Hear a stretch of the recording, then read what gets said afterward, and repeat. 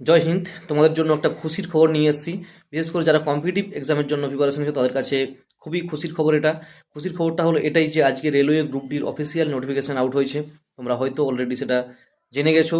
আর সেইখানে সবচেয়ে বেশি খুশির খবর এটাই যে যারা নন আইটিআই ছিলে, যাদের আইটিআই ছিল না, তাদের মধ্যে একটা প্রশ্ন ছিল যে আমরা কি রেলওয়ে গ্রুপ ডির সব পোস্টে ফর্ম ফিল আপ করতে পারবো।